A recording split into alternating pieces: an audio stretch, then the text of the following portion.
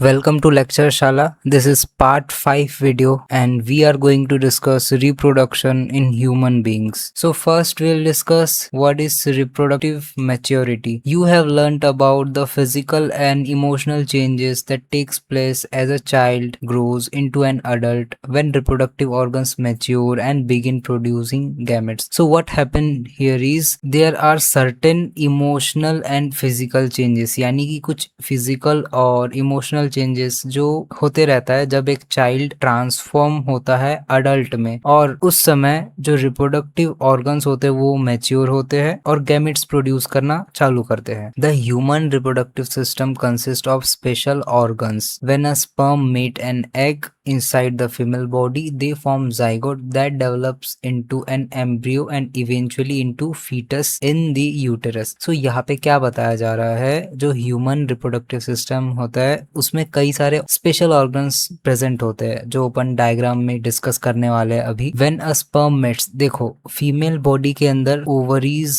में egg present होता है, एग रिलीज होता है इनटू फैलोपियन ट्यूब। अब वहां पे जो है व्हेन स्पर्म एंटर करता है और एग के साथ फर्टिलाइज होता है। So when sperm meet an egg, मतलब फीमेल बॉडी के अंदर जब स्पर्म और एग एक साथ फ्यूज होते हैं, फर्टिलाइजेशन का प्रोसेस होता है और क्या बनता है, जाइगोट। अब यही जाइगोट डेवलप होता है एम्ब्रियो में and this embryo eventually turns into foetus. So ये सारे प्रोसेस कहाँ पे होंगे, यूट्रस में होगा। सो बेसिकली अगर आप देखोगे फीमेल रिप्रोडक्टिव पार्ट में, दिस इज दी ओवरी जहाँ पे एग्स बनते हैं। ये एग्स जब मैच्योर होते हैं वो रिलीज हो जाते हैं ओवरी से और वो आते कहाँ पे है, फैलोपियन ट्यूब में। वेट करते हैं कि कब स्पर्म आएगा और फर्टिलाइजेशन होगा। ये सभी फीमेल्स जो है उनमें होता है एक एज के बाद, एक मैच्योरिटी के बाद, after hits the puberty. So basically during coitus penis enter होता है एंड देन स्पर्म रिलीज होता है। स्पर्म सीधा फैलोपियन ट्यूब पे एंटर करता है। अब यहाँ पे क्या था, एग रिलीज हुआ ओवरी से, अब वो एग फैलोपियन ट्यूब में रहता है। इसी फैलोपियन ट्यूब में स्पर्म एंड ओवम मिट करते हैं and then they form zygote after the process called fertilisation. So what happens after fertilisation, they form a cell which we call as zygote. अब यही zygote जो है cell divide होता है and then it forms embryo. अब and then embryos further grows into foetus in the uterus. So अब यहाँ पे जो फर्टिलाइजेशन का प्रोसेस हो रहा था फैलोपियन ट्यूब में, यहाँ पे फिर जाइगोट का फॉर्मेशन हुआ। जाइगोट इवेंचुअली धीरे धीरे नीचे आता है एंड डेवलप्ड इनटू एम्ब्रियोस। अब धीरे धीरे ये एम्ब्रियो जो है नीचे आके यूटरस के लाइनिंग में अटैच हो जाता है। अब यहाँ पे जो है यूटरस स्लोली स्लोली डेवलप करके फीटस में कन्वर्ट हो जाता है, यानी कि यहाँ पे जो है वो बेबी बॉर्न होता है। ये वाला पार्ट जो है स्ट्रेच आउट हो जाता है।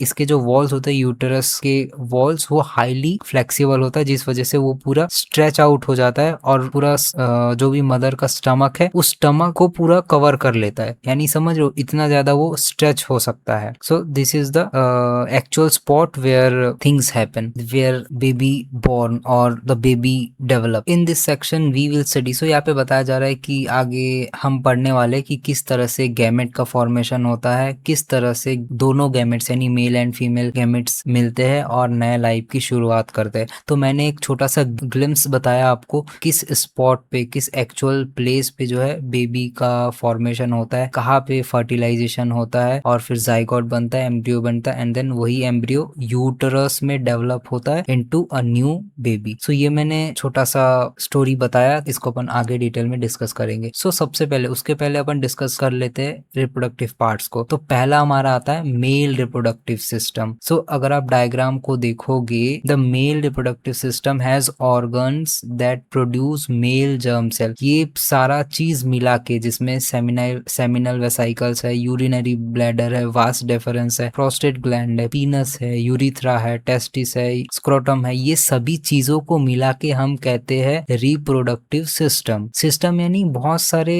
ऑर्गन्स का कलेक्शन ही सिस्टम बनाता है। एंड रिप्रोडक्टिव क्यों? बिकॉज यही सिस्टम जो है आगे एक नया प्रोजीनी को रिप्रोड्यूस करने में मदद करेगी। That is why we call it reproductive system. So this system has organs that produce. तो इसमें कुछ ऑर्गन्स होते हैं जैसे कि टेस्टिस, ये प्रोड्यूस करते हैं male germ cell. So what is this male germ cell? Male germ cell बोलो या स्पर्म बोलो, दोनों के दोनों सेम है। जैसे मैंने प्रीवियस लेक्चर्स में आपको कुछ टर्म्स बताए थे, male gametes, female gametes. Okay, so male gametes को ही मेल जर्म सेल बोलते हैं और यही मेल जर्म सेल स्पर्म्स कहलाता है। सो यहाँ पे लिखा हुआ है देखो, प्रोड्यूस मेल गैमेट्स या male germ cell which is called as sperm and help them transfer to the female body. So these are the part, जैसे यूरिथ्रा है, ये पीनस, ये हेल्प करता है स्पर्म को फीमेल बॉडी में ट्रांसफर करने में during the process of coitus. Sperm are produced in two oval shaped organ called testis. अगर आप देखोगे यहाँ पे टू ऑर्गन्स है, ओवल शेप्ड ऑर्गन जिसको अपन बोलते हैं testis, present in a pouch of skin called scrotum. तो ये जो टेस्टिस होते हैं ये स्क्रोटम के अंदर प्रेजेंट होता है। स्क्रोटम जो ये पॉच लाइक स्ट्रक्चर है, ठीक है, जो टेम्परेचर को रेगुलेट करता है। The scrotum keeps the testis slightly cooler than the normal body temperature. हमारा बॉडी टेम्परेचर जो भी है उससे 2 डिग्री ठंडा रखने का, यानी कि 2 डिग्री कम, सिर्फ 2 degrees. Okay, slightly cooler than the normal body temperature which is necessary for sperm formation. So sperm formation के लिए ये जरूरी है कि 2 डिग्री टेम्परेचर जो है वो कम होना चाहिए। Testis also produce a hormone, the chemical that regulates different function. So ये जो टेस्टिस है वो अलग अलग टाइप के हॉर्मोन्स प्रोड्यूस करते हैं। ये हॉर्मोन्स क्या होता है? ये केमिकल्स होते हैं एक तरह के, ये हमारा टेस्टिस प्रोड्यूस करता है और ये जो केमिकल्स है वो पूरे ब्लड में फैल जाता है।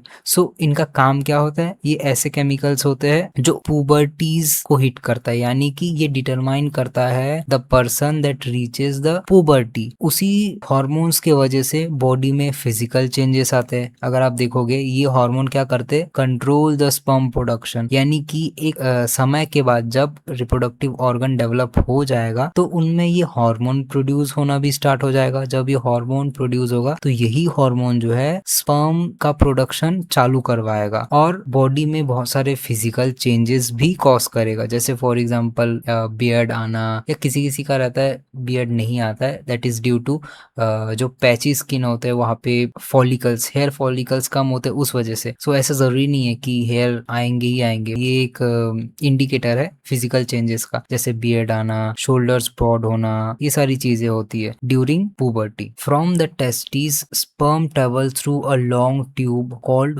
वास deferens which is ultimately opens into urethra, a common passage for urine and sperm. See, अगर आप देखोगे दिस इज अ टेस्टिस, यहाँ पे स्पर्म का प्रोडक्शन होगा। ये स्पर्म जो है इस ट्यूब लाइक स्ट्रक्चर के थ्रू ऊपर आएगा। इस ट्यूब लाइक स्ट्रक्चर को अपन कहते हैं was difference. So was difference का काम क्या है? ये ट्रेवल कराएगा मेल गैमेट को। So you can see here sperm travel through a long tube called vas deferens, जो अल्टीमेटली कहाँ पे पहुंचेगा? Urethra. So you can see here the tube extend here and then it goes back to urethra. और ये urethra जो है is a tube like structure जहाँ पे या फिर जहाँ से स्पर्म और यूरिन दोनों पास होता है। अगर आप देखोगे ये ब्लैडर है, यूरिनरी ब्लैडर आपको दिख रहा है डायग्राम पे। यहाँ पे जो है यूरिन कलेक्ट होता है, ठीक है। जब एक फिक्स्ड अमाउंट पे या एक अमाउंट पे ट्रिगर करता है कि इस यूरिन को फ्लश करना है, तो ये यूरिन इसी रास्ते से जो है यूरिथ्रा में आता है एंड देन पीनस से एग्जिट करता है। सो इसी रास्ते में जो है वास डिफरेंस भी कनेक्टेड है। अगर आप देखोगे तो यही वास डिफरेंस से डायरेक्टली कहाँ पहुंचता है स्पर्म? यूरिथ्रा में। Glands like the seminal vesicles and the prostate glands add fluids to nourish the sperm. So sperm cell अगर आप देखोगे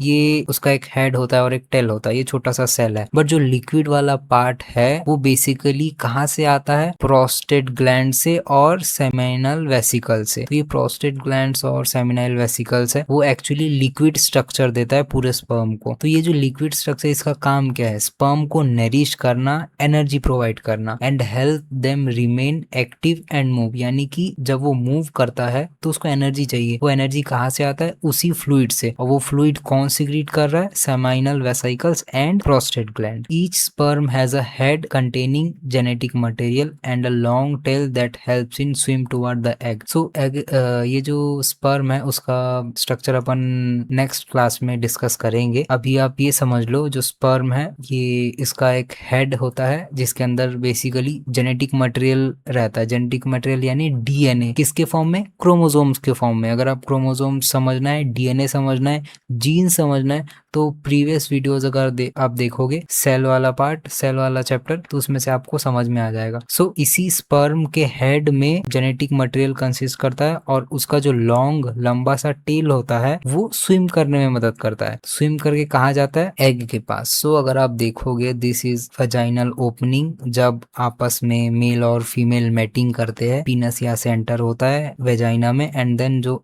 स्पर्म है वो एंटर करता है through the opening called cervix. यहाँ से स्पर्म एंटर करके सीधा फैलोपियन ट्यूब में जाता है। सो इतना दूर पहुंचने के लिए और यहाँ जो फीमेल रिप्रोडक्टिव सिस्टम है वहाँ पे जो इन्वायरमेंट है वो एसिडिक रहता है जिस वजह से जो बहुत सारे स्पर्म है ऑलरेडी रास्ते में डिस्ट्रॉय हो जाते हैं। तो बहुत ही कम से बचे खुचे स्पर्म यहाँ तक के फैलोपियन ट्यूब तक के पहुंच पाते हैं। इतना दूर जाने के लिए मोटिलिटी यानी कि उसको मूवमेंट कराने के लिए यही नरिश करता है हमारा फ्लूइड, एनर्जी प्रोवाइड करता है ताकि इतना दूर तक के स्पर्म जो है वो पहुंच सके। So this is too much about the male reproductive part I have explain. अब डिस्कस करते हैं the female reproductive system. So you can see the diagram here. यहाँ पे लिखा हुआ है identify various parts of the female reproductive system. The female reproductive system has a pair of ovaries, oviduct जिसको अपन फैलोपियन ट्यूब कहते हैं, a uterus and a vagina. The ovaries produce the female germ cell. So let's discuss each part. So this is ovary and here is another ovary,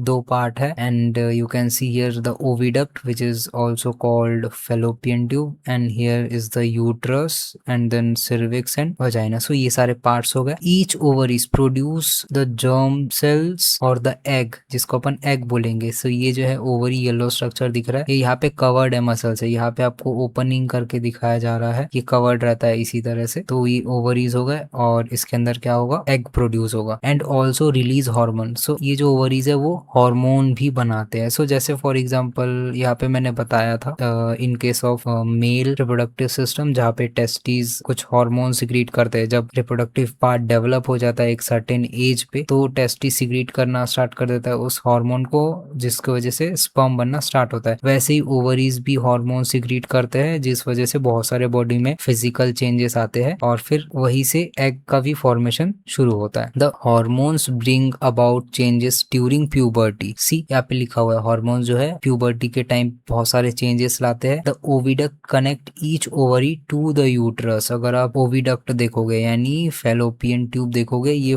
दोनों fallopian tube जो है ovary को connect कर रहा है directly कहाँ पे? Uterus में, क्योंकि यहाँ से एग रिलीज होगा, आएगा फैलोपियन ट्यूब में, फिर स्पर्म के साथ मीट करेगा तो फर्टिलाइजेशन होगा, फर्टिलाइजेशन से क्या बनेगा? जाइगोट, जाइगोट कन्वर्ट हो जाएगा क्या? एम्ब्रियो में। डेवलपिंग एम्ब्रियो कहाँ पे आएगा? यूट्रस में आएगा, यूट्रस में अटैच हो जाएगा and then it will converted into full fledged organism, a baby. So this is the process. The oviduct connect each ovary to the uterus which we have discussed. The uterus is a bag like structure where a foetus develop. और uterus क्या है? एक bag like structure है जहाँ पे foetus develop होगा। सो यहाँ पे यूट्रस को बैग लाइक स्ट्रक्चर बताया जा रहा है। इट मींस जितना स्टमक का साइज है वो उतना स्ट्रेच होगा, ठीक है, क्योंकि बेबी बॉर्न होगा वो धीरे धीरे स्ट्रेच होता जाएगा uterus. The uterus opens into vagina through a narrow passage called cervix. So अब ये जो यूट्रस है इसका ओपनिंग देखोगे आप सर्विक्स है एंड देन सर्विक्स के बाहर आता है vagina. So this is all about female reproductive system. Next lecture में हम डिस्कस करेंगे कि रिप्रोडक्टिव सेल्स बनते कैसे है, गैमेटोजेनेसिस कैसे होता है और फिर किस तरह से फर्टिलाइजेशन होता है, कब एग रिलीज होता है और जब एग रिलीज होता है तो स्पर्म के साथ मीट होने के बाद क्या प्रोसेस होता है, और जब स्पर्म नहीं आया यानी कि एग और ओवम आपस में नहीं मिले, फर्टिलाइजेशन नहीं हुआ, तो उस एग का क्या होता है, ठीक है, फिर मेंस्ट्रुएशन, ये सारी चीजें हम नेक्स्ट लेक्चर में डिस्कस करेंगे। सो this is all about the reproductive system of a human male and human female. See you on the next lecture.